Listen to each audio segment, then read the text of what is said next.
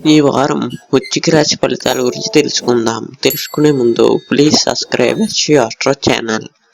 ఈ వారం వృశ్చిక రాశి విశాఖ 4వ పాదం, అనురాధ జ్యేష్ఠ నక్షత్రాల వారికి ఈ వారం చేపట్టిన పనులు విజయవంతంగా పూర్తి చేస్తారు.